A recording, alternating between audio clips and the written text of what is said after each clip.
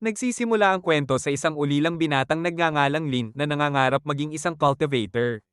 Sa mismong araw ng kanyang ikalabing-walong kaarawan, may isang matandang kumatok sa kanyang pinto at biglang namatay ang lahat ng ilaw sa kanyang silid. Ginamit ni Lin ang kanyang spiritual eyes upang silipin ang paligid, ngunit hindi pa rin niya maunawaan ang nangyayari. Biglang binasag ng matanda ang pinto, tinawag ang pangalan niya, at sabay silang naglaho. Napunta sila sa hangganan ng mortal at spiritual world, kung saan sinabi ng matanda kay Lin na tanggapin ang system. Bigla itong lumikha ng isang pulang bolang enerhiya. Nagulat si Lin at humingi ng paliwanag, kaya sinabi ng matanda na katulad lang ito ng mga kwento kung saan ang bida ay binibigyan ng cheat skill. Ipinadala niya ang enerhiya papasok sa katawan ni Lin, pinagsama ito sa kanya, at doon nagsimula ang War God system. Isang scroll ang biglang lumitaw sa harap ni Lin. Ipinaliwanag ng matanda na ito ay isang recommendation letter na makatutulong sa kanya upang makapasok sa Jua Magic Academy, ang pinakamataas na akademya sa spiritual world. Akala ng matanda ay magdadalawang isip si Lin, ngunit agad itong pumayag, sinasabing wala naman siyang anumang dahilan upang manatili sa mortal world. Nagtaka siya kung bakit siya ang napili, ngunit tumawa lamang ang matanda habang lumilipad palayo, masayang nakaiwas sa tinawag niyang malas na gamit. Pagkaalis ng matanda, isang maliit na robot ang lumabas mula sa bulsa ni Lin. Ipinakilala nito ang sarili bilang spirit ng system, at sinabi nitong si Lin lamang ang nakakakita rito. Biglang lumiwanag ang paligid, at ipinaalam ng system na may isang cultivator na naipit sa teleportation space channel. Nais tumulong ni Lin, kaya tinuruan siya ng system kung paano sumipsip ng enerhiya. Sinubukan niya ito, at mula sa pinagmumula ng liwanag ay bumukas ang isang portal kung saan isang babae ang lumipad palabas. Diretso itong bumagsak kay Lin. Nabigla siya, ngunit napansin niyang napakaganda ng babae. Tinulungan siya nitong tumayo, at nang magkahawak ang kanilang mga kamay, agad nag-react ang system at binigyan si Lin ng bagong kasuotan upang mapaganda ang kanyang imahe. Nagpakilala ang babae bilang Lana, at sinabi ni Lin na siya ay mula sa mortal world. Nagulat si Lana, ngunit pinakita ni Lin ang kanyang recommendation letter. Dinala siya ni Lana sa Magic Academy, isang kontinenteng lumulutang sa kalangitan. Habang lumalapit sila, nakita nila ang maraming estudyanteng lumilipad at narinig nila ang sigawan ng tao sa malayo. Sinundan nila ito at natuklasan ng isang monolith. Ipinaliwanag ni Lana na ang monolith ang magtatakda ng klase ng bawat estudyante batay sa kanilang cultivation level. May mahigit 10,000 bagong estudyante na hahatiin sa 100 klase. At ang mga pinakamagagaling ay mapupunta sa Class 1. Nakita nila mismo kung paano ito gumagana. Ang unang tinawag ay si Wei, isang 9th stage cultivator, at agad siyang naitalaga sa Class 1. Sumunod si Chang, na may dalang recommendation letter, kaya napahanga ang mga tao dahil tanging mga tunay na henyo lamang ang nabibigyan nito. Nang subukan ni Chang, ipinakita ng monolith na siya ay nasa spirit nurturing level, kaya nakapasok din siya sa Class 1. Tinawag si Lana at lumabas na nasa 9th stage din siya. Kaya siya rin ay kabilang sa Class 1. Ngumiti siya kay Lin at sinabing hihintayin niya itong makasabay sa klase. Sunod na tinawag si Lin. Kabado siya dahil hindi pa siya kailanman nag-cultivate. Ipinakita niya ang kanyang recommendation letter, at nang basahin ito ng instructor na si Ying, nagulat siya nang malaman na ito ay galing kay Master Lu, isang alamat na nakamit na ang immortality, higit pa sa mga Diyos. Sinuri naman ng numerology instructor na si Mian ang kapangyarihan ni Lin, at sinabi nitong magdadala siya ng mga himalang yayanig sa mundo. Nagsigawan ng mga tao habang hinawakan ni Lin ang monolith. Ngunit biglang natahimik ang lahat ng ipahayag ng monolith na siya ay nasa stage 0. Sa kabila nito, inilagay pa rin siya sa Class 1. Binanggit ni Mia na ito ang pinakamababang score na nakuha ng sinumang napasama sa Class 1. Lumakad si Lin palayo, labis na nadismaya. Sa kanyang pagdaan, nakasalubong niya ang isang 3rd stage cultivator na nagngangalang Lu, na halatang may sama ng loob sa kanya. Nang sumabak si Lu sa pagsubok, inilagay siya ng monolith sa Class 100, dahilan upang siya ay manghina sa galit at isipin na hindi makatarungan ang pagkakapasok ni Lin sa Class 1. Nagsimula ang bulungan ng mga estudyante, inaakusahan si Lin ng pandaraya. Lumapit si Wei at hiniling kay Mian na bawiin ang resulta na sinang-ayunan ni Lu, ngunit tinanggihan ito ni Mian. Dahil dito, hinamon ni Wei si Lin sa isang laban. Agad namang lumipad si Lana, hinayla si Lin palayo at humingi ng paumanhin dahil hindi niya alam na stage 0 pa lang ito. Nangako siyang poprotektahan siya habang dinadala ito sa dormitoryo. Kinagabihan, iniisip ni Lin kung paano niya haharapin ang mga taong labis na humuhusga sa kanya. Iminungkahi ng system na mag-level up siya at ipinakita rito ang mga quests na maaari niyang gawin. Isa sa mga ito ay ang gumawa ng 10 push-ups na madali niyang natapos.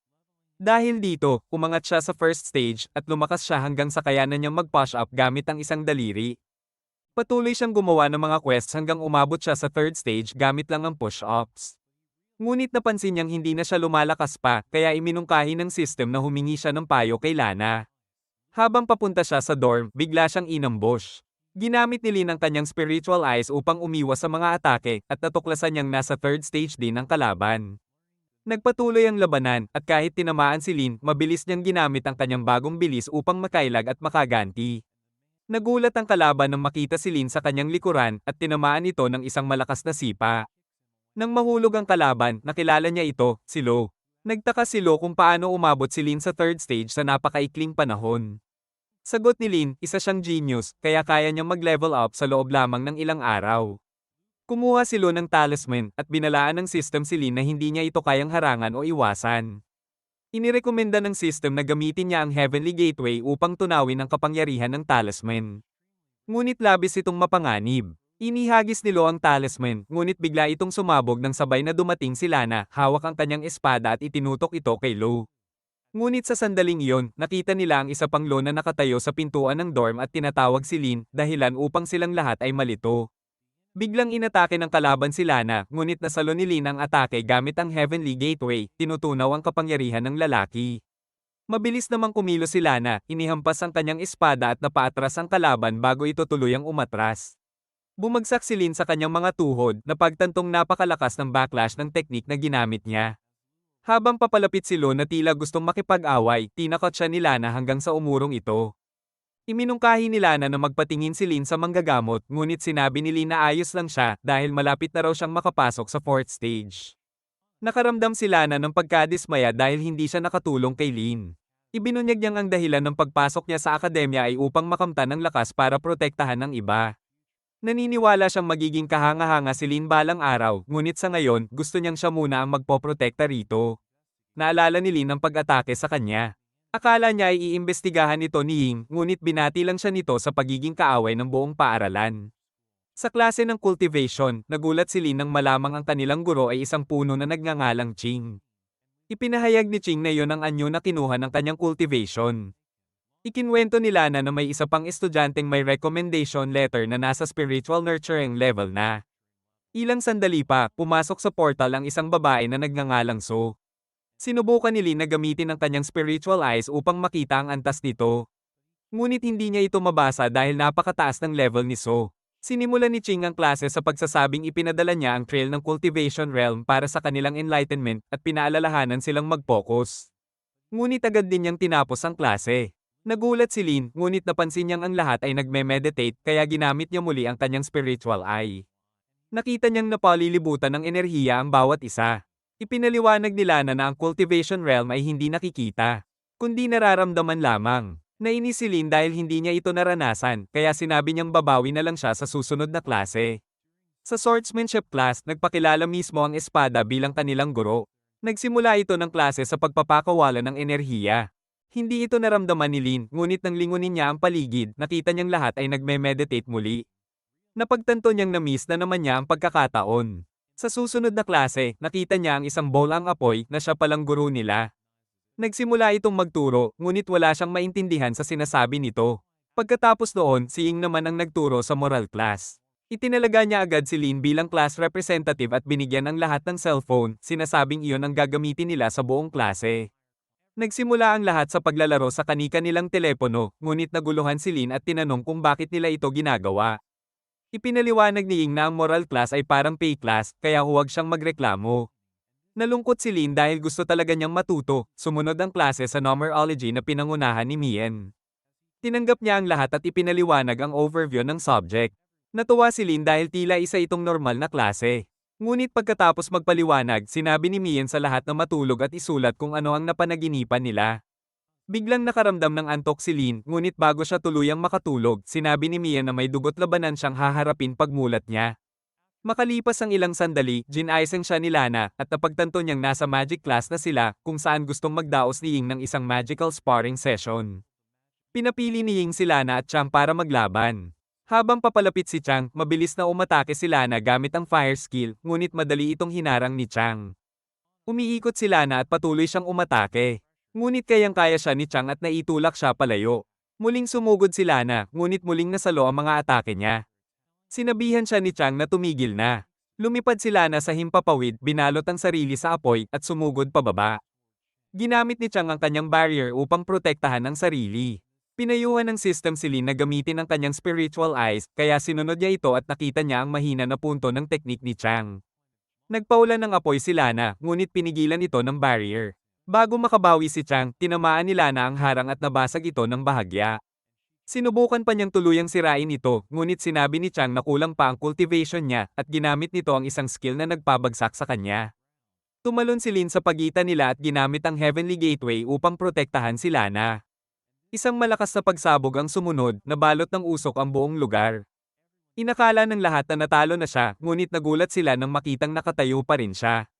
Inilabas ni Lin ang kanyang spiritual eyes at nagpakawala ng energy blast gamit ang kanyang kamao. Madaling iniwasan nito ni Chang at ginamit ang mga tanikala nito upang atali si Lin at maglunsad ng matinding atake. Gayunman, nakatagal si Lin at nagawang kontrahin ang teknik ni Chang. Nabasag ang barrier ni Chang at nagkadurog-durog ang mga tanikala. Nakagalaw si Lin at sa sandaling iyon, umabot siya sa 4th stage. Nagulat ang lahat dahil nagawa niya ito sa loob lamang ng isang gabi. Ipinabatid ng system na para sa susunod na upgrade, kailangan niyang sumipsip ng Spirit Stones. Umamin si Chang ng pagkatalo, humanga sa kanya, at binati ni Ying si Lin sa kanyang pagpasok sa tunay na mundo ng cultivation. Biglang lumitaw ang isang elder na nagngangalang Yua, at iniulat nitong may nangyaring kakaiba sa Battle for Freedom.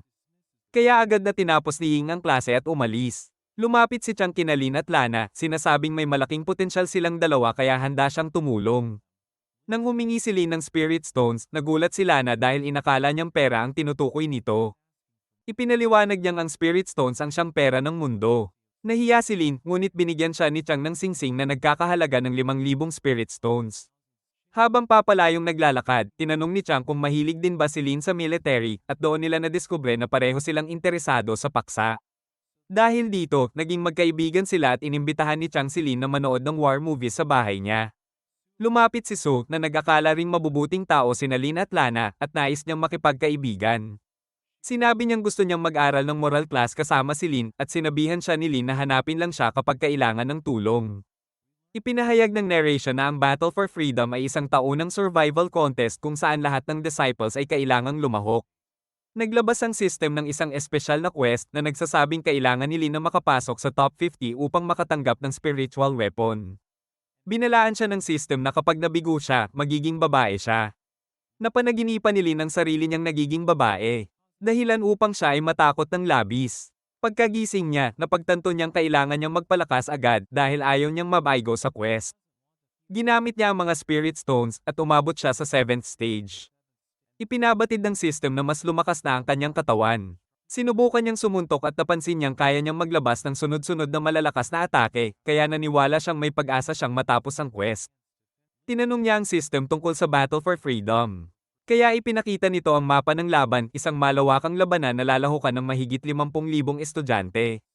Unti-unting liliit ang lugar habang nalalaglag ang mga kalahok hanggang may isa na lang na matitira. Ayon sa system, nasa rank 29,653 pa lamang siya, kaya halos mabaliw si Lin sa kaba dahil isang buwan na lang ang natitira para maghanda. Paalala ng system, lahat ng estudyante ay galit sa kanya, kaya tiyak na siya ang magiging target nila. Naisip ni Lin na mabibigo siya, kaya tinanong niya ang mga kaibigan kung tatanggapin pa rin ba siya kung maging babae siya, ngunit inakala nilang nababaliw siya, kaya nahiya siya. Napagtanto niyang kailangan niyang tapusin ang quest o tuluyang masisira ang buhay niya. Humiling siya sa system ng susunod na upgrading quest at lumabas na kailangan niyang talunin ang isang kalabang nasa 9th stage pataas. Alam niyang kulang pa siya sa lakas, ngunit sinabi ng system na na-unlock na niya ang mga technical skill quest at maaari na niyang gamitin ang Essence of the Mountain upang matutunan ang God-level skill. Idinagdag ng system na kapag natapos niya ang quest, tataas ang kanyang rango sa 4,653, kaya naisip niyang hingin kay Lana na magpatalo na lang sa kanya. Ipinahayag ni Lana na nasa 10th stage na siya at muntik na niya itong hinga ng tulong, ngunit nahiya siya, kaya sa halip ay humingi na lang siya ng Essence of the Mountain. Lumapit naman siya kay Chang, hinihiling na magpatalo ito sa kanya, ngunit tumanggi si Chang, sinasabing huwag siyang umasa sa masasamang paraan ng cultivation. Nakiusap si Lin, kaya pumayag si Chang, ngunit sinabing ibabahagi niya ang kanyang kahinaan. Tumanggi si Lin dahil ayaw niyang malaman ang lihim ni Chang kaya naisip niyang bumalik kay Lana. Lumuhod siya sa harap ni Lana at nakiusap na salakayin ito ng palihim, ngunit napansin ni Lana na kinakabahan siya, kaya inakala nitong magpapahayag siya ng damdamin. Kinabahan din si Lana, ngunit sinabing ayos lang dahil dapat silang magtulungan bilang magpartner, dahilan upang mapangiti si Lin. Pagbalik niya kay Chang, sinabi niyang gusto niyang matutunan ng bagong teknik kaya tinuruan siya nito ng binding technique at sinabing gamitin niya ito kay Lana. Kinabukasan, ibinigay ni Lana kay Lin ang Essence of the Mountain, ngunit bigla niya itong ginamit ng binding technique at tinangkang umatake. Bigla namang napaiyak si Lana, kaya napatigil siya. Nadulas si Lin dahil sa isang bato at aksidenteng nahawakan ng dibdib ni Lana, dahilan upang magalit ito. Iniabot ni Lana kay Lin ang Essence of the Mountain at tumakbong umiiyak, tinawag siyang jerk, kaya bumalik si Lin kay Chang at inamin niyang nagkamali siya.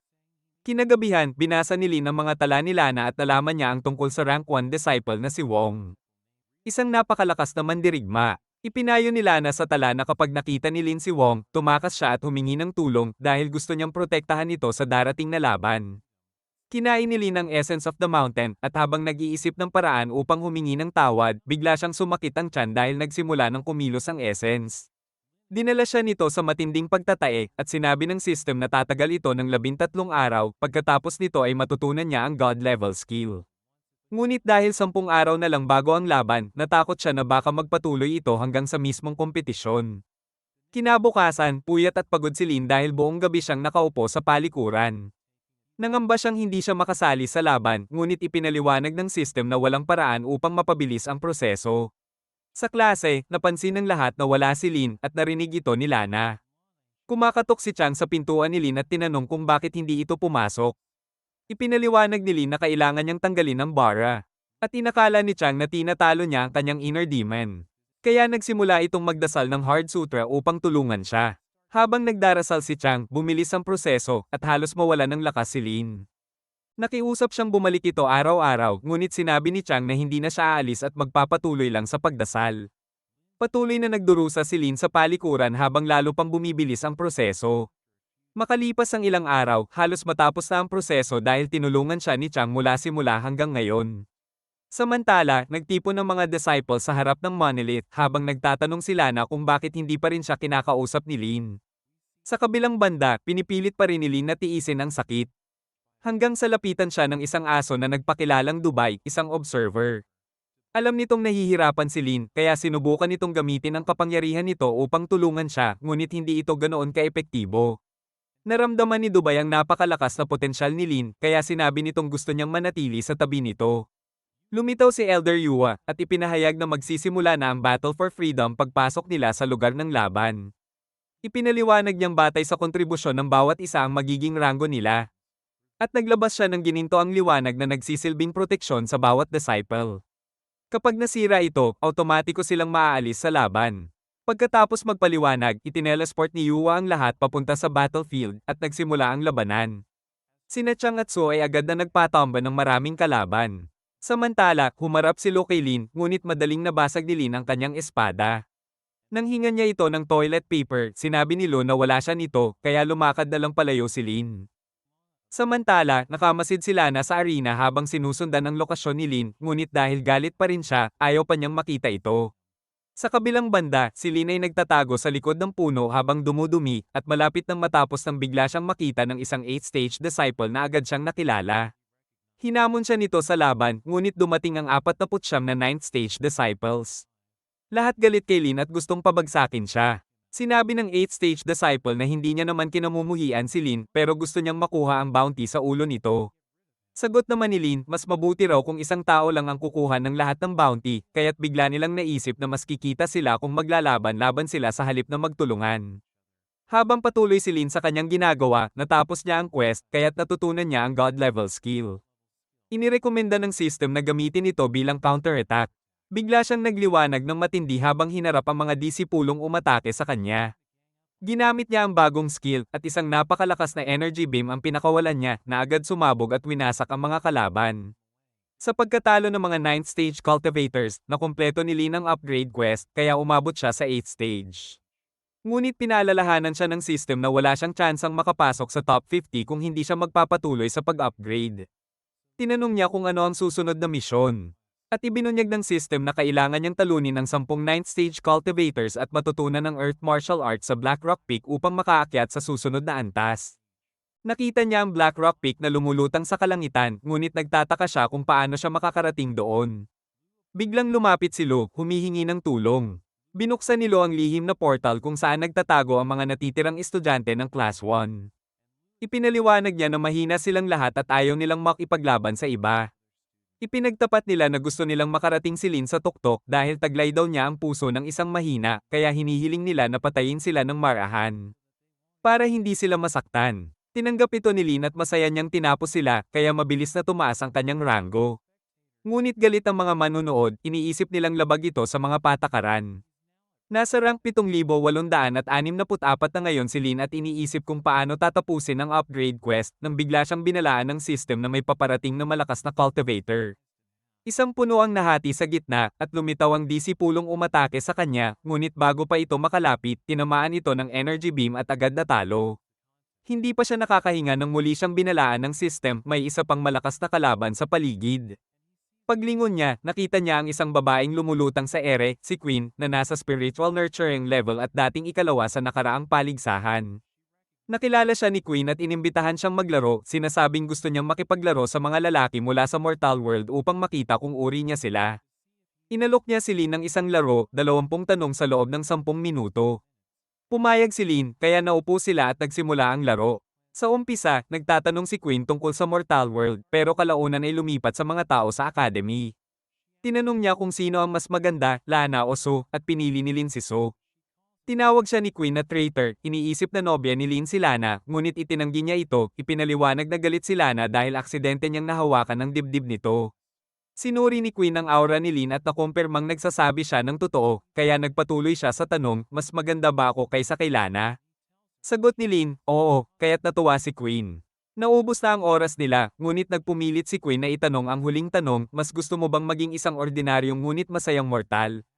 O isang dakila ngunit nag-iisang immortal? Sagot ni Lin, gusto niyang maging taong makatutulong sa mga mortal na maging dakila at makapagpasaya sa mga cultivator. Nagustuhan ni Queen ang sagot niya, kaya tinanggap siya sa kanyang club, sinabing siya ang unang miyembro.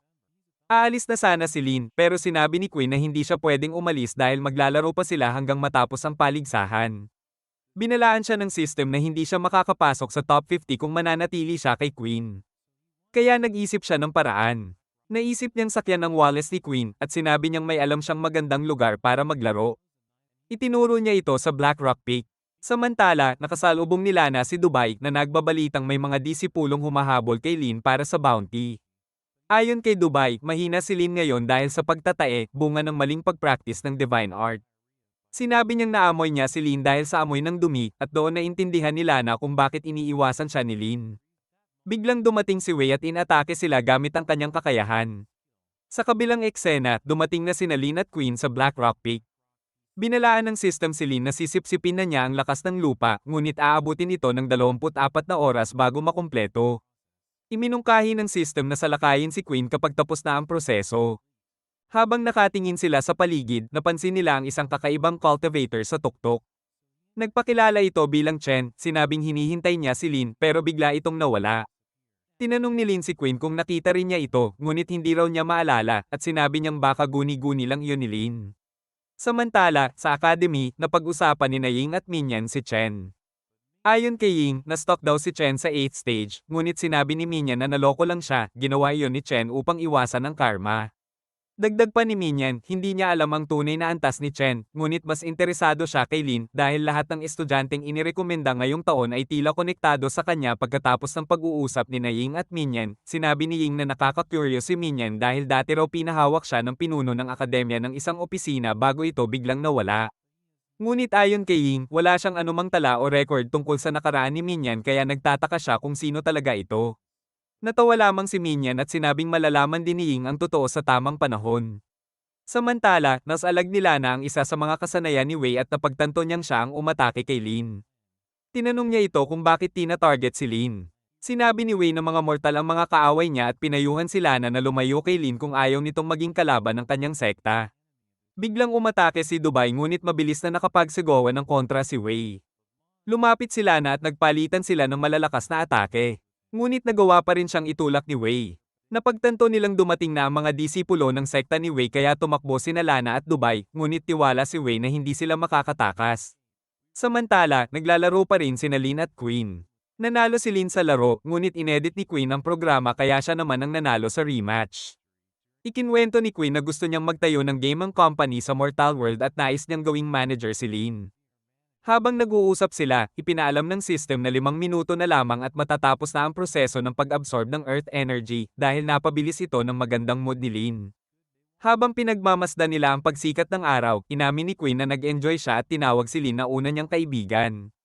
Ibinahagi ni Queen na tinatawag siyang genius ng lahat ngunit hindi siya nakikitang tao, kundi isang kasangkapan para sa cultivation. Sinabi ni Lin na dapat nilang baguhin ang mundo at bumuo ng sarili nilang sekta. Nagustuhan ni Queen ang ideya ngunit pinagdudahan ang kanyang sinseridad at pinaalalahanan siyang kaya niyang matukoy kung nagsisinungaling siya.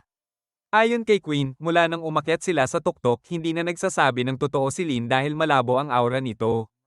Ang hindi niya alam, ang nakikita niyang aura ay dulot ng enerhiya ng lupa na inaabsorb ni Lin.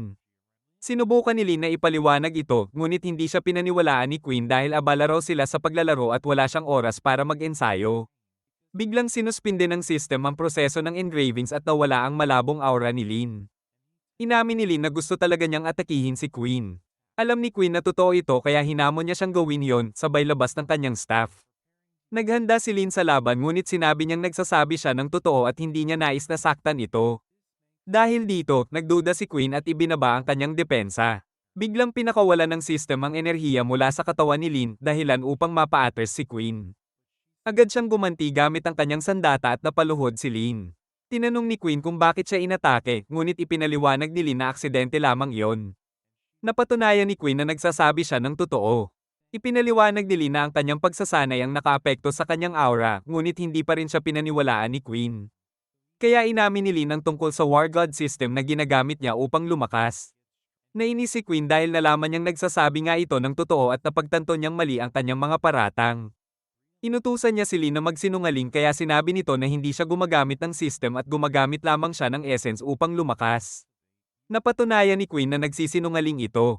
Binalaan siya ni Lin na magkakaroon siya ng matinding diarrhea kapag ininom niya ang essence, ngunit ginawa pa rin ito ni Queen at agad siyang sumakit ang tiyan. Sinabi ng system kay Lin na bigyan siya ng Earth Energy upang matuno ang essence, kaya hinawakan niya ang tiyan ni Queen at nawala ang sakit.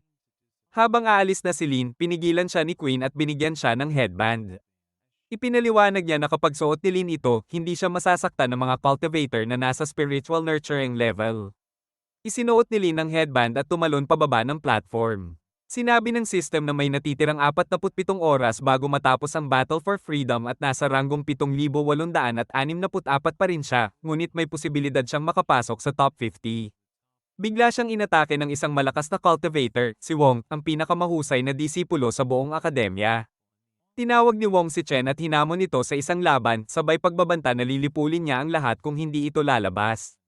Kinuha ni Lin ang kanyang tracker at nakita ang lokasyon ni Lana, na mukhang nasa panganib. Samantala, nahuli ng mga disipulo ng sekta ni Wei si Dubai at pinipilit siyang pumirma sa isang beast pet contract. Biglang dumating si Lana upang iligtas siya ngunit inatake siya ni Wei mula sa likuran. Nakipaglaban si Lana ngunit napatalsik ang kanyang sandata. Sinabihan siya ni Wei na lumayo kay Lin ngunit sinabi ni Lana na naiinggit lamang ito dahil mas malakas si Lin. Dahil dito, nagalit si Wei at sinubukang tapusin siya, ngunit biglang tumunog ang tracker ni Lana at bumagsak mula sa langit si Lin, pinabagsak ang lahat ng kalaban. Pinalibutan ni Lin ng Earth Energy sina Lana at Dubai upang protektahan sila habang si Wong naman ay gumamit ng kuryente na pumuksa sa libo-libong kalahok sa isang iglap. Nakita si Chen na nakaupo sa isang bato, pinahinto ang kidlat at sinabing dumating na ang tamang oras. Protektado pa rin sina Lin ng headband ngunit naubos ang enerhiya nito at nabasag. Sinabi ng system na may 132 kalahok na lamang ang natitira sa gubat at napakababa ng tsansa ni Lin na makapasok sa top 50. Buhay pa sina Wei at ang dalawang disipulo nito, kaya humanda si Lin sa labanan. Tinignan siya ng mga ito ng may pagmamataas dahil nasa ika-8 yugto pa lamang siya, ngunit madali niyang natalo ang dalawang kasama ni Wei. Dahil dito, natakot si Wei. Habang papatayin na ni Lin si Wei, pinigilan siya ni Lana at sinabing si Wei ang naglagay ng bounty sa ulo niya kaya dapat niya itong parusahan. Tinanong ni Lin si Wei tungkol sa kanyang motibo ngunit bago pa ito makasagot, sinuntok na niya ito palayo. Paglingon ni Lin, nakita niya ang ilang disciple sa likuran niya kaya mabilis niya silang tinapos. Dahil dito, natapos niya ang kanyang upgrade quest at umabot siya sa 9th stage. Humingi siya ng tawad kay Lana at ipinaliwanag ang lahat ng nangyari hanggang sa tuluyan na silang nagkaayos. Samantala, patuloy pa ring tinatawag ni Wong si Chen, binabantaan na jejebay niya ang buong kagubatan kung hindi ito lalabas. Habang naghahanda na siyang sirain ang kagubatan, dumating si So para pigilan siya. Nakilala siya ni Wong at sinabing mukha siyang diyosa, pero malamig siyang sinagot ni So, sinasabing ayaw niya rito. Labis itong ikinabigla ni Wong. Biglang dumating si Chang, ginapos si Wong gamit ang kanyang mga kadena, at nakipagtulungan kay So para labanan ito. Ngunit tinawanan lang sila ni Wong. Sinasabing hindi nila siya kayang talunin. Pinunit niya ang kadena sa kanyang braso at madaling hinarang ang mga atake ni So. Hiniling ni Chang sa lahat ng disipulo na ibigay sa kanya ang kanilang spiritual power upang makumpleto ang kanyang teknik at mapigilan si Wong. Marami ang tumulong, pero may ilan ding hindi nakisali, kaya alam niyang kulang pa ang enerhiya. Pinagtawanan siya ni Wong, tinutukso na babagsak ang kanyang plano. Nang tuluyang makawala si Wong, umatake si So ngunit agad siyang natalo. Tinangkapan ni Wong na ligawan siya, pero muli siyang tinanggihan ni So at kusa niyang inalis ang sarili niya sa paligsahan. Nagalit si Wong at tinawag ang Lightning Dragon para umatake. Sinubukang harangin ni Chang gamit ang kanyang teknik ngunit nag-iba ito at agad siyang natalo. Napansin ni Yuan na halos umabot na sa divine level ang teknik ni Wong. Patuloy itong umatake, winawasak ang natitirang mga kalahok. Bago tamaan ng kidlat ang grupo ni Lin, tumigil ito ng harangin ni Chen gamit ang kanyang daliri. Tinanong niya si Lin kung kabisado na niya ang Finger of Heaven. Sinabi niyang kailangan na niyang umalis, ngunit gusto niyang si Lin ang magpatuloy sa paghasa nito. Pagkasabi niya noon, bigla siyang naglaho. Inabisuhan ng system si Lin na 5 na lang ang natitirang kalahok. Alam niyang halos wala na siyang pag-asa, pero nalaman niyang maaari pa niyang tapusin ang quest kung matatalo niya si Wong. Alam niyang napakahirap nito, ngunit ayaw niyang sumuko. Tinawag niya si Wong at hinamon ito sa labanan. Nagulat si Lana sa ginawa niya, pero bigla siyang inalis ni Lin sa paligsahan, sinasabing hintayin siya sa labas. Lumapit si Wong at tinanong kung nasaan si Chen. Ipinaliwanag ni Lin na umalis na ito at hindi na babalik, dahilan para tuluyang malunod sa galit si Wong. Tinanggap niya ang hamon ni Lin at agad siyang binanlian ng kidlat. Binalaan ng system si Lin na maaari siyang mapatay, pero pinili niyang lumaban. Lumapit si Dubai, handang tumulong, pero sinabi ni Lin na magkasama na lang silang lumaban sa susunod. Tinanggal din niya si Dubai sa paligsahan. Nababahala si Ying, pero sinabi ni Minya na huwag silang makialam dahil si Lin ay malapit nang maabot ang bagong antas ng lakas. Pinaigting ni Wong ang kanyang kapangyarihan, pinatawag ang napakalaking Lightning Dragon. Sinubukang pigilan ito ni Lin gamit ang kanyang God-level skill, ngunit walang epekto. Pumikit siya habang bumabagsak ang dragon. Sa sandaling iyon, nagbigay ng babala ang system, natutunan na niya ang Finger of Heaven. Itinuro niya ang kanyang daliri at pinakawalan ang napakalakas na sinag ng liwanag na nagpasabog sa kalangitan at nagpawala ng mga kamera. Nang mawala ang liwanag, nakita ng lahat na natalo na si Wong. Naibalik ang kamera at nagsigawan ng mga manonood sa papuri kay Lin na ngayon ay nasa rank 2. Namangha si Yua sa kapangyarihan niya at tinanong si Minyan tungkol sa mga disipulong ay padadala sa Mortal Realm. Dapat ay kasama si Wei, ngunit napagdesisyonan ni Yua na si Lin na ang ipalit. Pagkatapos ng labanan, nawala ng malay si Lin ng 10 araw dahil naubos ang kanyang enerhiya, ngunit gumaling siya sa tulong ng elixir ni Yua. Tiningala siya ng lahat bilang pinakamatinding disipulo. Binati siya ng system sa pagkumpleto ng quest at ipinaalam na nabuksan niya ang Almighty Technique, bagaman hindi pa niya alam kung paano ito gagamitin. Nakatanggap din siya ng mga gantimpala mula sa akademya. Pagkalipas ng 1 buwan, inanunsyo ni Yuan na nakatakas ang Demon King dahil nabasag ang selyo sa Mortal World. Dahil dito, kailangan nilang magpadala ng mga messenger mula sa Spiritual World. Narinig ni Wei ang usapan at nalaman niyang pinalitan siya ni Lin bilang isa sa mga iPad-adala. Nagalit siya dahil iyon ang pinakagusto niyang posisyon. Alam niyang sinabi na ito ni Wong sa kanya dati, pero nagtaka siya kung bakit hindi man lang siya sinabihan ng kanyang ama, ang pinuno ng kanilang sekta. Naisip ni Wei na baka nakakahiya siya sa kanilang sekta, ngunit nagpaliwanag si Wong na natalo rin naman siya kay Lin. Sinabi niyang hindi dapat ituring na kabiguan iyon ng kanilang sekta, ngunit inalala rin niya kung bakit tahimik ang kanyang ama tungkol dito. Tumawa si Wong at tinawag muli ang Lightning Dragon. Dahilan para mapaluhod si Wei. Ipinaalala niya na malayo pa ang agwat ng lakas nila at sinabi niyang si Yua mismo ang nagsabi ng isang bagay sa kanyang ama, ngunit hindi pa siya handang malaman ang totoo. Itinalaga ni Yua sina Lin, Chang, at Lana bilang mga messenger. Ipinaliwanag niya na si Lin ang magiging leader dahil sa kanyang pambihirang lakas. Tinanggap ni Lin ang tungkulin, sinasabing karangalan niyang mapili. Binigyan siya ni Dubai ng isang scroll at ipinakita ito ni Lin sa mga tao, sinasabing bibilhan niya sila ng mga gamit mula sa Mortal World hindi para kumita, kundi para magkaroon ng bagong mga kaibigan. Natuwa ang lahat at nagdiwang, ngunit nagtaas ng kilay si Wei, iniisip na hindi dapat ganon ang isang messenger. Sa dulo, inanunsyo ni Queen na bubuksan nila ni Lin ang isang esports club. At nag-aanyaya siya ng mga bagong kasapi. Lahat ay natuwa sa bagong simula. Kinabukasan, pumila ang mga disipulo sa dorm ni Lin, gustong bumili ng mga gamit mula sa Mortal World habang ipinapakita ni Queen sa kanila ang mga video game niya. Naiinggit si Wei nang makita niyang maganda ang takbo ng negosyo nila, kaya naalala niya ang pinag-usapan nila noon ni Wong. Ibinunyag ni Wong na sinabi ni Yua sa pinuno ng sekta ang tungkol sa kalkulasyon ni Minyan na nagsasabing magiging mapanganib ang paglalakbay patungong Mortal World. Maaaring mamatay si Wei kung sasama siya bilang messenger. Pinaliwanag din niya na delikado rin ito para kay Lin, ngunit sinabi ni Minyan na gusto ng Will of Heaven na bumaba si Lin sa Mortal World. Napaisip si Wei at tinanong ang sarili kung bakit hindi siya ang pinili ng langit. Hindi niya napigil ang umiyak. Sa sandaling iyon, nag-abiso ang system kay Lin na na-unlock niya ang crybaby technique dahil napaiyak niya ang kalaban niya. Nagtaka si Lin kung sino ang umiiyak hanggang sa tapikin siya ni Queen sa balikat at sabihing may mga nagparehistro na sa club nila.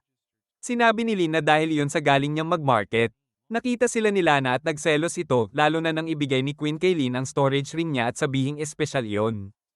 Biglang lumapit si Minyan kay Lin at agad siyang kinabahan dahil alam niyang lagi itong may dalang masamang balita.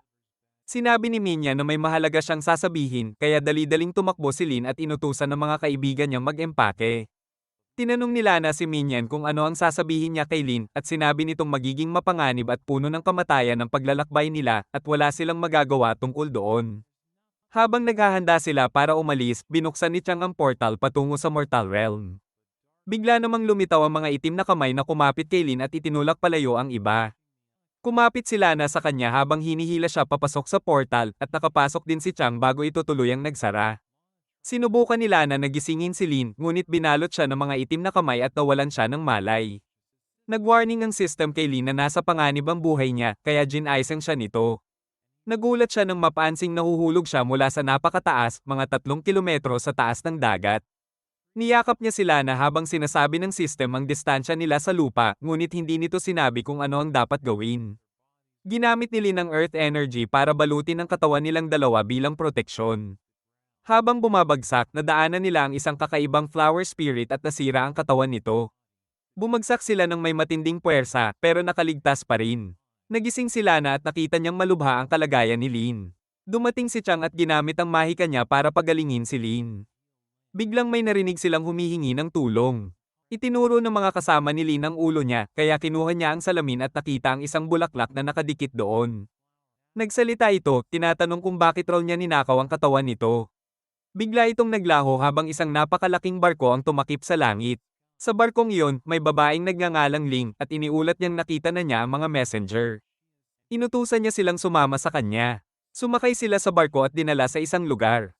Ipinakilala ni Lin ang sarili bilang pinuno ng grupo at tinanong si Ling kung ano ang nangyayari, ngunit tinukso siya nito, sinasabing nakakatawa raw na isang 9th stage disciple lang ang ginawang leader ng spiritual world.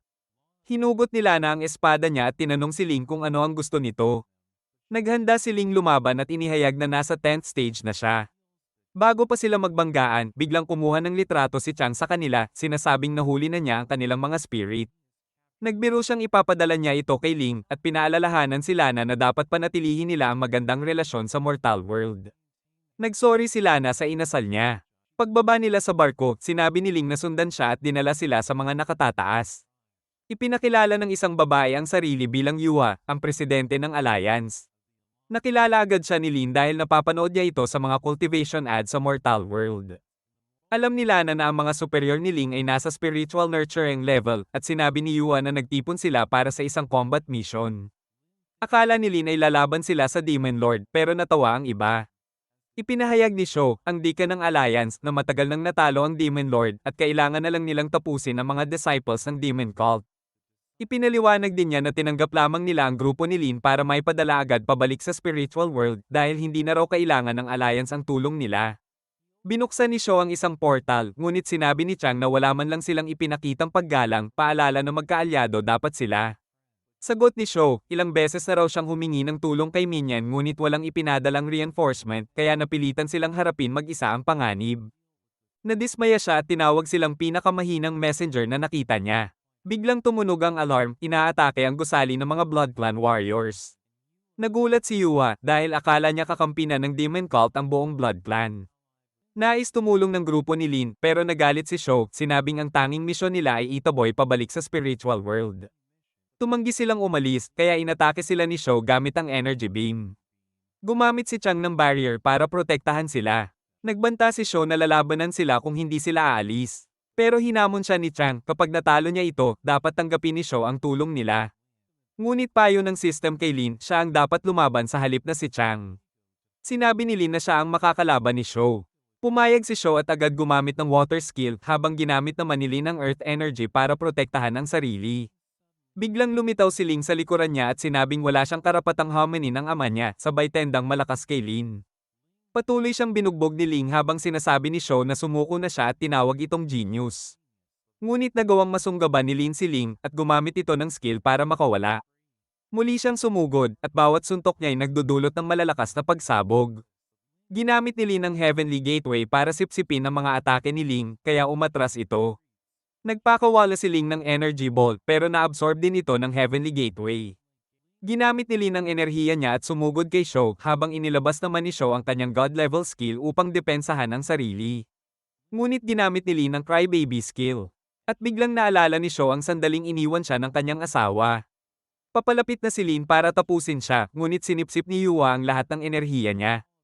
Sinabi ni Yua na pareho silang magaling sa illusion techniques at habang nakikita niyang umiiyak si Shaw, tinawag niya ang Crybaby skill bilang isang soul-level illusion. Inamin niyang kahanga-hanga ang lakas ni Lin, ngunit hinamon niya ito kung kakayanin daw ni Lin ang kanyang soul attack, tatanggapin ng alliance ang tulong ng grupo niya.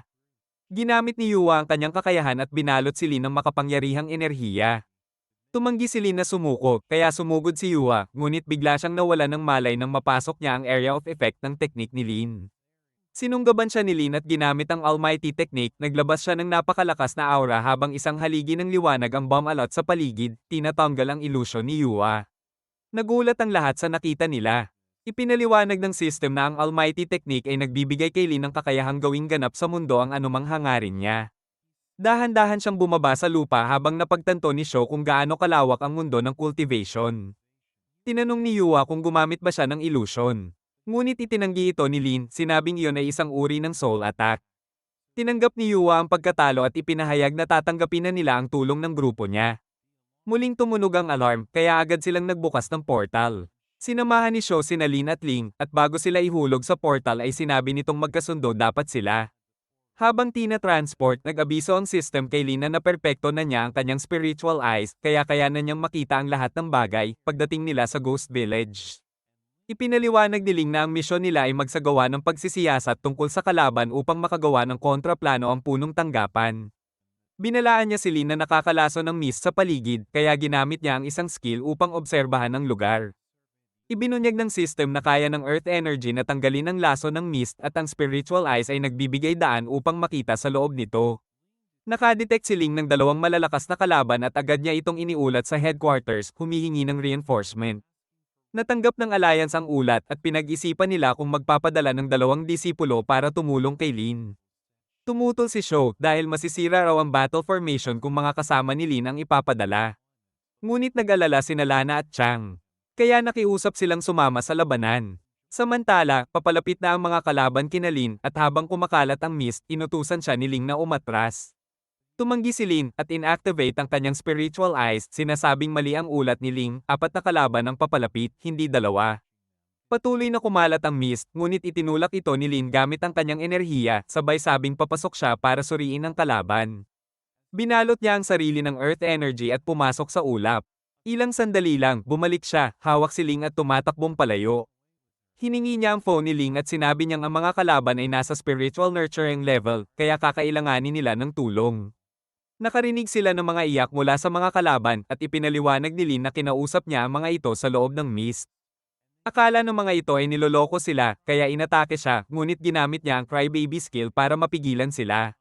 Sa headquarters, tumanggi pa rin si Shaw na ipadala sina Lana at Chang dahil mababa pa raw ang antas nila. Kaya nagutos si Yuan ng dalawang disipulo na ipadala sa halip. Habang papunta na ang mga ito sa portal, hinarang sila ni Lana, nagpupumilit na sumama. Nainis si Shaw at inutusan ng dalawang disipulo na atakihin siya. Isa sa kanila ang nagpakawala ng energy beam at nagawa ni Lana na depensahan ang sarili ngunit tinulak siya pabalik. Sinigaw niya kay Chang na nasa panganib si Lin kaya agad itong sumaklolo at ginamit ang kanyang teknik para iligtas siya. Nangako si Chang na magtatagumpay siya sa Ghost Village at kung hindi, maaari raw kunin ang ulo niya. Tumalon sila ni Lana sa portal habang si Shaw ay nakatanggap ng mga ulat mula sa iba't ibang lugar na napapalibutan na sila ng mga kalabang hindi matukoy ang antas. Lumabas sa screen ang imahe ng isang babae na nagngangalang Kuro na agad nakilala ni Shaw bilang isang napakadelikadong kalaban. Nag-utos si Yuan na magpadala ng urgent message sa spiritual world at sinabing kailangang mapabagsak nila si Kuro. Ngunit bago pa makapasok ang isa sa mga mandirigma sa portal, bigla itong huminto. Hinailan nila ito palayo at nakita nilang balot ng dark energy ang kanyang mukha. Tinangka ni Shaw na sirain ang portal, ngunit lumabas mula rito ang napakalakas na dark energy na nagpaluhod sa lahat at tuluyang nagpawala sa portal. Isang malaking rift ang bumukas, bumalot sa buong lugar ng itim na enerhiya. At doon lumitaw si Kuro. Sinabi niyang mayroon na siyang 10 sakripisyong tao. Tinangkang gumamit ng kakayahan si Yua, ngunit sinipsip ni Kuro ang kanyang enerhiya at idineklara na siya mismo ang huhuli sa pangunahing target para sa seremonya. Samantala, nakarating na sa battlefield si Lin at ang kanyang mga kaibigan. Nawalan sila ng koneksyon sa base at alam ni Ling na may masamang nangyari.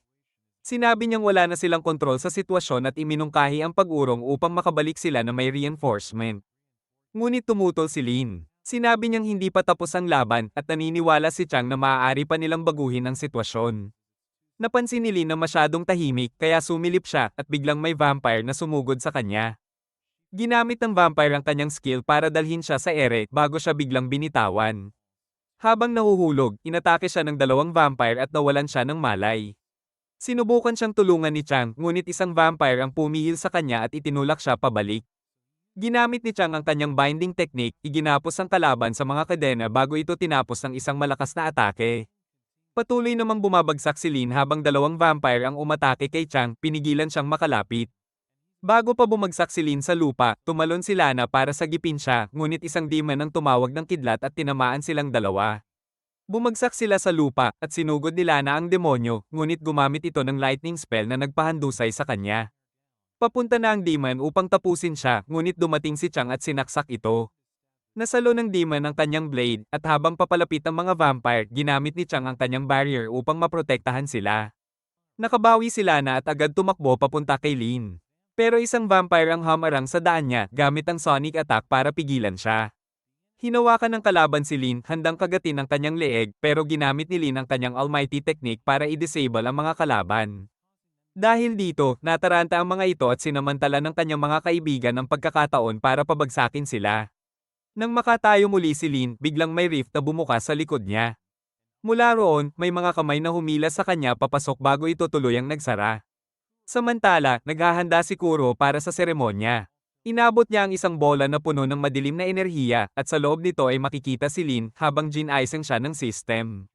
Sinabi ng system na nasa matinding panganib siya at iminungkahi nitong gamitin niya ang singsing na ibinigay sa kanya ni Queen. Inutusan siya ng system na ituon ang lahat ng kanyang isipan sa singsing at isiga ang linya ng kanyang transformation. Sumunod siya at biglang nagliwanag ng matindi ang singsing.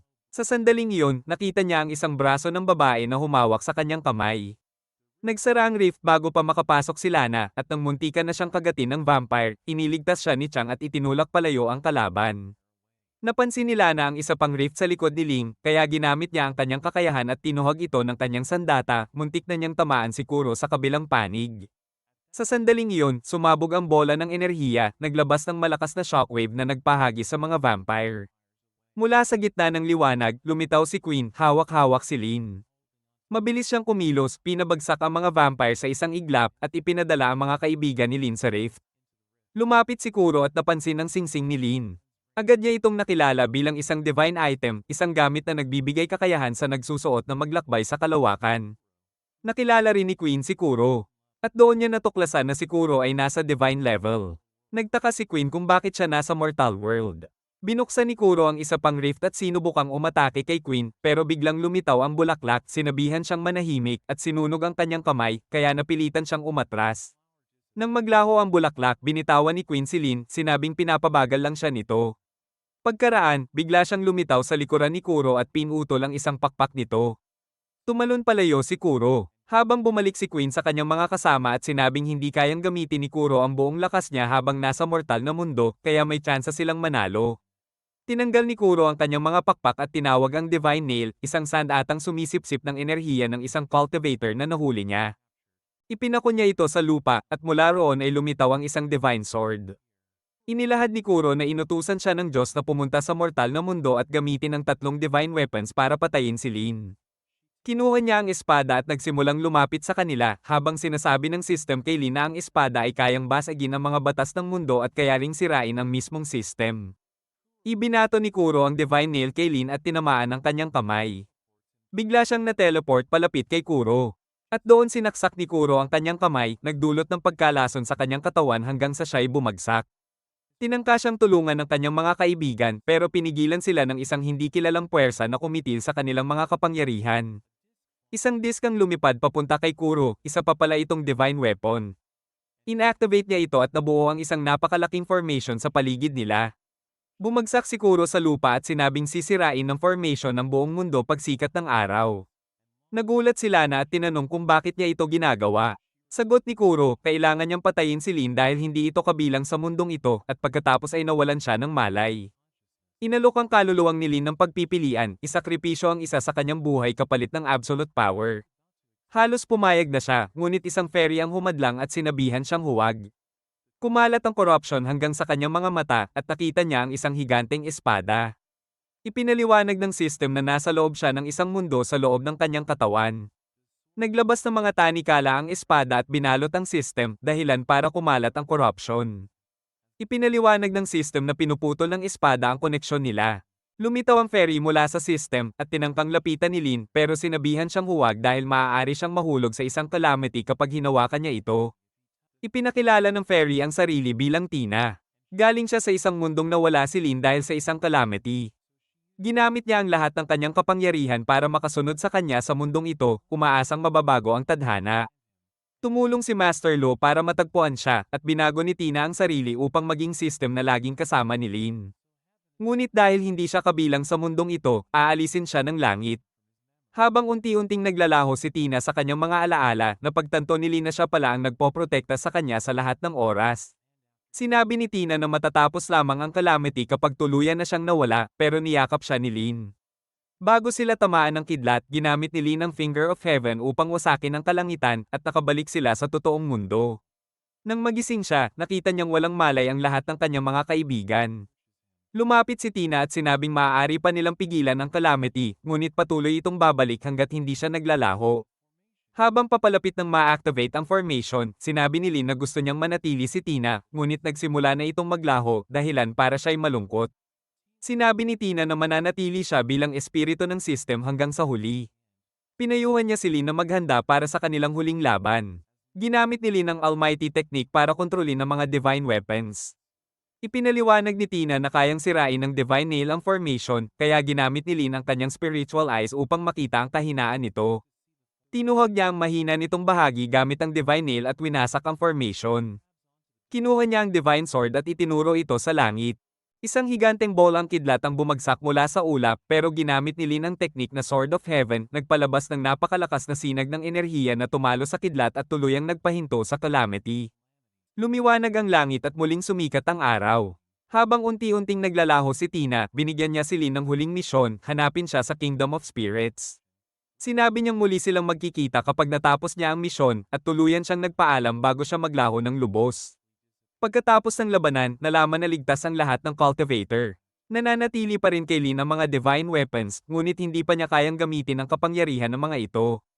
Ipinagdiwang ng akademya ang kanyang pagbabalik, at bagamat kasama pa rin niya ang system, wala na si Tina. Samantala, nakakulong na si Kuro, ngunit alam ni Lin na marami pang mas malalakas na kalaban sa mundo, kaya kailangan pa niyang magpatuloy sa pagpapalakas upang matalo ang mga ito. Natuto si Lin ng isang lightning technique, pero hindi pa niya alam kung paano ito gamitin.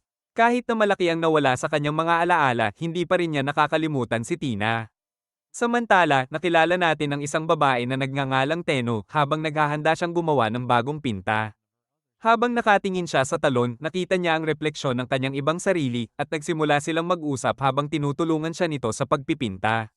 Doon nalaman na pinarusahan si Tenno at ipinatapon sa Stone Island sa loob ng 999 na taon. At taon-taon ay gumagawa siya ng parehong pinta. Ang ibang sarili ni Tenno ay lumitaw matapos niyang matapos ang kanyang ikalimandaang obra at nagtanong ito kung kailan nila makakamit ang tinatawag na enlightened apathy. Bigla namang sumiklab ang liwanag mula sa kanyang scroll, bumalot sa buong isla ng isang barrier, at agad na nakilala ng kanyang kabilang sarili na iyon ay ang formation ng enlightened apathy. Napagtanto nitong ang paraan ng pagkultibo ni Tenno ay sa pamamagitan ng pagpipinta. Sinabi ni Tenno na makakamit niya ang ganap na mastery ng kasanayan kapag natapos niya ang obra. Sa huling stroke ng kanyang brush, tumama ang kidlat sa scroll at lumitaw ang isang mahiwagang orb. Nang maging matatag ang enerhiya nito, inilagay niya ito sa kanyang paintbrush. Ngunit nagtaka ang kanyang kabilang sarili, alam nitong 1,000 taon na niyang hinihintay ang sandaling iyon. Gayunman, pinili ni Tenno na maghintay pa ng 1 taon, sinabing papatindigin ko ang spiritual world upang mapayapa ang kaluluwa ng aking ina. Pagkalipas ng 1 taon, sumiklab ang periodic war sa pagitan ng Heavenly Alliance at ng Beast Clan upang malaman kung sino ang maghahari sa Stone Island sa susunod na 1,000 taon. Doon nagtagpo ang Divine Bat na si Shen at ang Star Emperor Zeken, pinuno ng Heavenly Alliance. Ipinahayag ni Shen na isa na rin siyang tunay na Diyos tulad ni Zeken at sinabing ipaghihiganti niya ang kanyang guro na pinatay ni Zeken 1,000 taon na ang nakalipas. Ngunit hindi man lang siya maalala ni Zeken, kaya nagalit siya at naglabas ng Energy Ball. Madaling winasak iyon ni Zeken at malamig na sinabi na kailanman ay hindi siya tatalunin ni Shen, sabay hamon sa kakayahan ng Beast Clan. Ngunit natawa lamang si Shen, sinabing hindi si Zeken ang tunay na di madaig. Binanggit niyang nakuha ni Kuro ang Divine Sword at nagtanong kung paano ito nakapasok sa Mortal World, kaya't pinaghinalaan niyang may taksil sa loob ng Heavenly Alliance. Dagdag pa ni Shen, nagsaanib puwersa na rin ang ibang mga angkan sa Beast Clan, kaya may kalamangan sila. Sa sandaling iyon, nakatanggap ng agarang ulat si Zeken at labis siyang nagulat. Alam ni Shen kung tungkol saan iyon ang paglusob ng Beast Clan sa maraming bahagi ng mortal na mundo. Tinukso niya si Zeken kung aaminin na nitong talo na siya. Ngunit biglang pinalabas ni Zeken ang kanyang enerhiya, handa na silang magbanggaan nang biglang humarang ang isang scroll, itinulak silang pareho palayo, bumukas ang scroll at lumitaw ang pintura ni Tenno, unti-unting bumababa sa lupa. Pagkatapos, dumating mismo si Tenno. Nakilala siya ni Zeken at binalaan na huwag manghimasok sa digmaan habang inanyayahan naman siya ni Shen na sumama sa kanyang angkan. Ngunit hindi pinansin ni Tenno ang dalawa, hinaplos niya ang scroll gamit ang kanyang brush, at nagdilim ang kalangitan habang nagtipon ng maiitim na ulap. Ipinahayag ni Tenno na papayag siyang kumampi kay Zeken bilang isang tunay na Diyos, ngunit may kondisyon siya, nais niyang parangalan ng Heavenly Alliance ang kanyang yumaong ina sa pinakamataas na antas. Tumutol ang mga tauhan ni Zeken, tinawag nilang makasalanan ang kanyang ina, ngunit tinanggap pa rin ni Zeken ang alok ni Tenno dahil gusto niyang magkaroon ng isa pang Diyos sa kanyang hukbo. Sinubukan ni Tenno gamitin ang enlightened apathy at agad siyang binalot ng napakalakas na enerhiya. Namangha si Zeken, iniisip na karapat-dapat nga ito. Ngunit biglang may nangyaring mali, sinabihan siya ng kanyang kabilang sarili na tumigil dahil yun daw ang kalooban ng langit. Hindi siya nakinig at ipinagpatuloy ang pagpipinta. Ngunit tuluyang nabigo ang kasanayan, dahilan para siya'y himatayin. Kinutya siya ng mga tauhan ni Zeken at inutusan ni Zeken ang lahat na umalis. Binalaan niya si Shen na huwag haarang sa kanila. Umalis si Shen at nagsabing maghaharap silang muli matapos ang 3 araw. Makalipas ang ilang sandali, nagising si Tenno. Napagtanto niyang naging totoo ang kanyang kabilang sarili. Nagtanong siya kung ano ang dapat nilang gawin, iniisip na hindi siya pinapayagan ng langit na magtagumpay. Ngunit sinabi ng kabilang sarili na may nakita ito nung nangyari ang insidente, may natitira pa silang pagkakataon. Samantala, nagulat si Shen sa kanyang Panginoon. Alam ng kanyang master na hindi muna bibigyan ng pansin ni Zeken ng Stone Island sa mga susunod na araw, kaya iniutos nitong gamitin ni Shen ang scepter upang selyuhan ang isla at patayin ang mga disipulo ng akademya na papasok doon. Balik sa akademya, nakahiga si Lin sa kama kasama si Dubai habang tumutunog ang kanyang alarm. Sinabihan niya ang system na patayin iyon pero hindi siya naintindihan. Naalala niya si Tina at nalungkot. Tumayo siya mula sa kama at narinig ang anunsyo, ang Class 1 ay lilipad papuntang Stone Island. Inilabas ni Lin ang kanyang mga kayamanan, sinabing pinaghirapan niyang makuha ang mga divine items, ngunit nang subukan niyang hawakan ang mga ito, naging agresibo ang mga gamit at nasugatan pa ang kanyang daliri. Nais ni Lin na magbigay ng regalo sa kanyang mga kaibigan bilang pasasalamat. Nakita ni Dubai ang isang damit at nagtanong kung gusto ba ni Lin maging babae, ngunit ipinaliwanag niyang ibinigay iyon ng akademya bilang gantimpala. Lumabas siya ng kwarto at tinangkang ibigay ang damit kay Queen, ngunit sinabi nitong siya mismo ang nagbigay noon at dapat niya itong isuot. Hinawakan ni Queen ang kamay ni Lin at pinaandar ang Divine Ring, sabay bilin na tawagin siya kung may mangyaring masama. Sinabi pa ni Queen na kung ayaw niya talagang isuot ang damit, ibigay na lang niya iyon kay Lana. Sinunod ni Lin ang payo, ngunit tumanggi si Lana dahil alam niyang galing kay Queen ang regalo. Pilit siyang kinukumbinsi ni Lin, ngunit itinulak siya ni Lana palayo. Wala na siyang ibang maisip kaya ibinigay niya ito kay Chang na tiningnan siya ng may pagtataka. Nahihiya si Lin kaya tumakbo na lang siya pabalik sa kanyang dorm. Pagharap niya sa salamin, inisip niyang kakaiba siyang titingnan kapag suot niya ang damit. Biglang lumitaw si Dubai at nagulat sabay sabing huwag siyang mag-alala, ligtas ang sikreto niya. Nagising ang bulaklak at ipinakita nito ang projection ni Lin habang suot ang damit. Nahihiya siya at sinabi niyang ayaw niyang isuot yon. Habang iniisip kung paano niya ibibigay iyon kay Lana, biglang lumitaw si So na nagbigay ng payo, maging taos puso kapag nagbibigay ng regalo. Sinunod ni Lin ang kanyang payo at binigay ang damit kay Lana, sabay sabing siya ang unang kaibigan na nakilala niya at gusto niyang ipakita ang pasasalamat niya sa pamamagitan ng Red Along iyon. Nagtaka si Lana kung may sumpa ba ang robe dahil ipinakita ng bulaklak ang projection ni Lin na hawak yon, sinasabing playback lamang ito. Ipinaliwanag ni Lin na hindi niya yon sinuot. Kaya tinanggap ni Lana ang robe upang hindi maging bastos.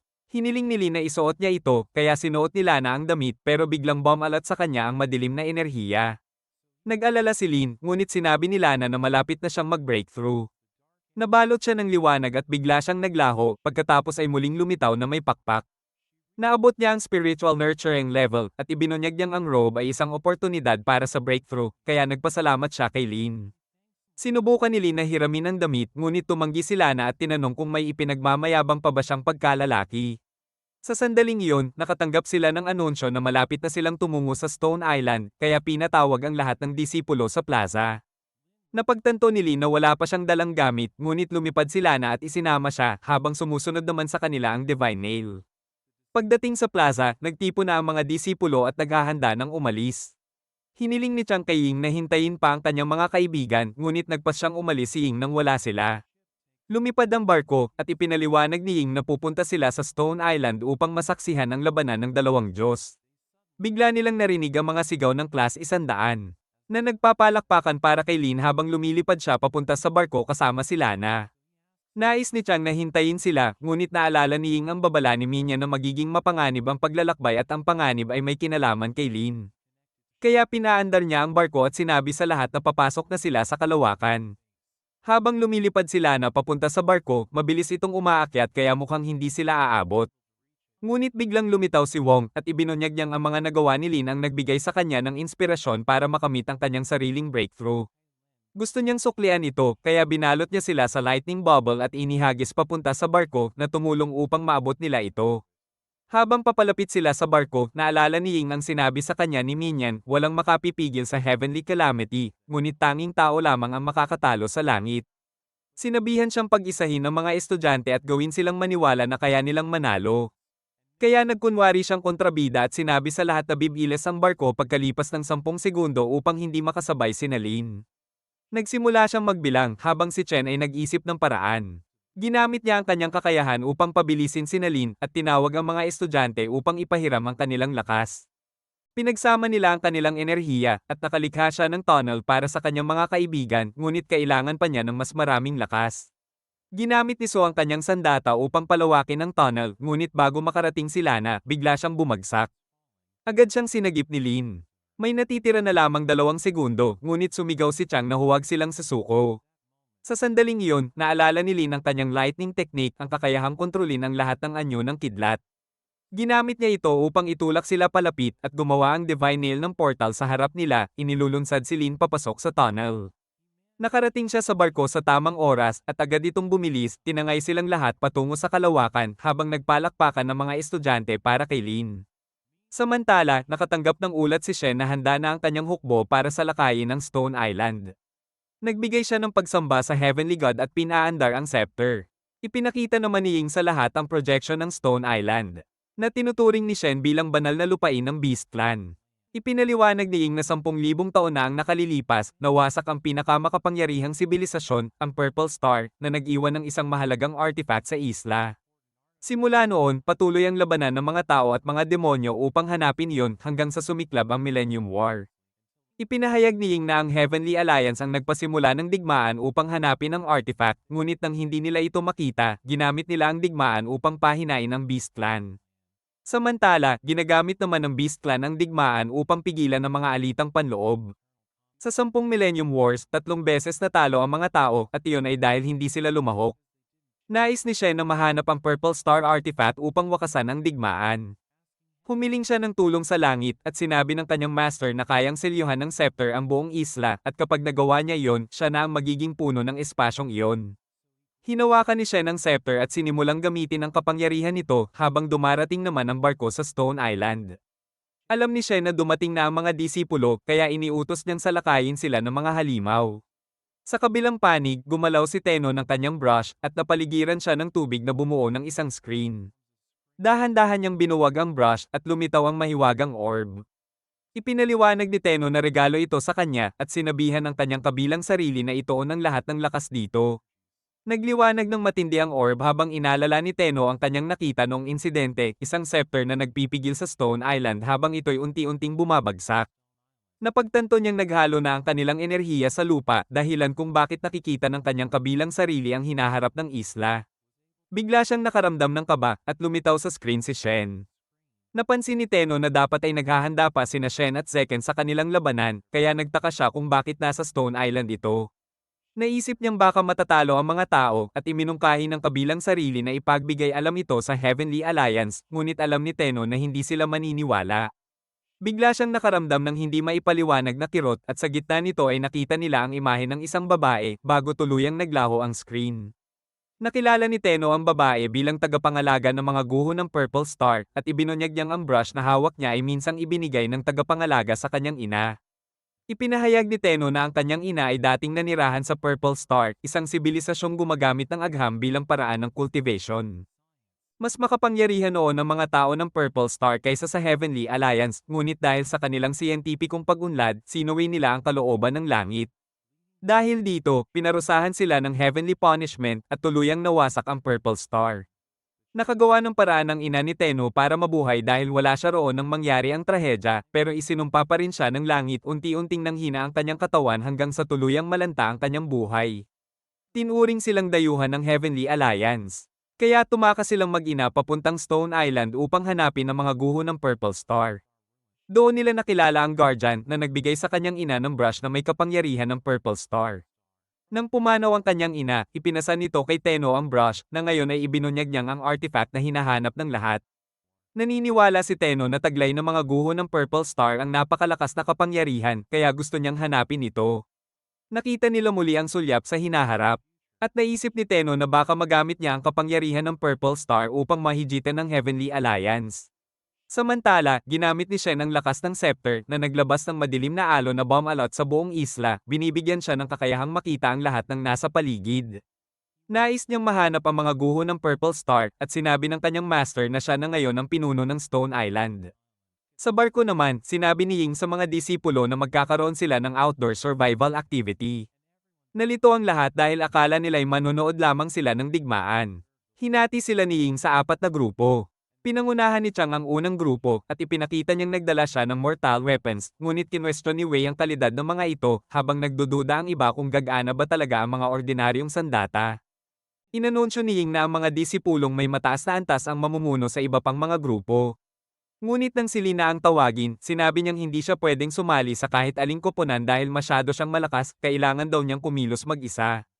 Habang pinipili ng iba ang kanika nilang grupo, pinaalala nila na kay Lin na dala pa rin nila ang tracker.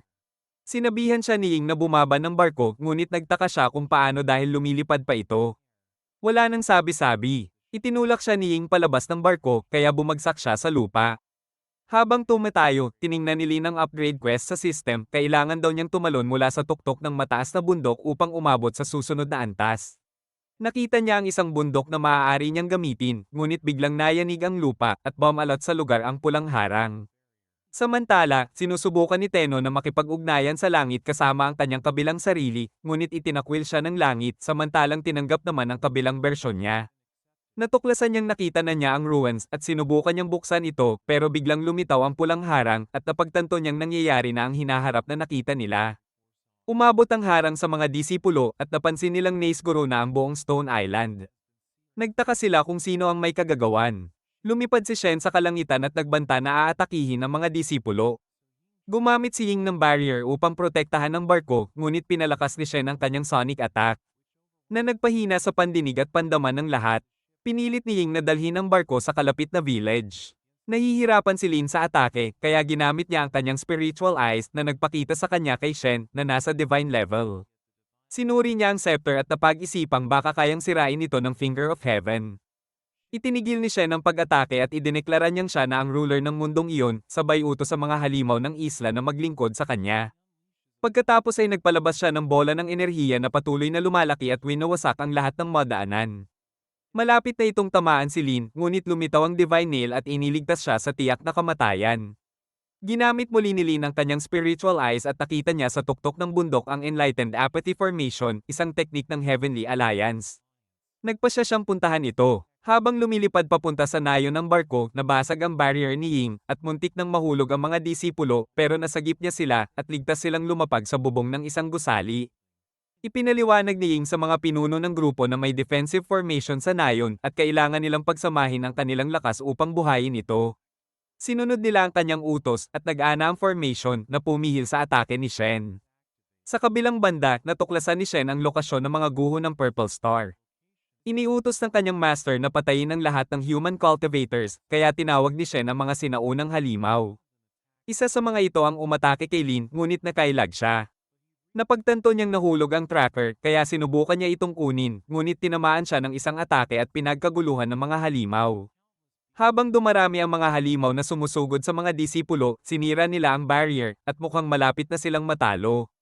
Natakot si Ying para sa kanyang mga estudyante.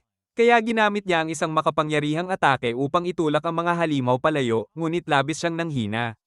Sumigaw si Chang sa mga estudyante, sinabing hindi nila dapat hayaang mag-isa si Ying, at inilabas niya ang mga sandata mula sa mortal world.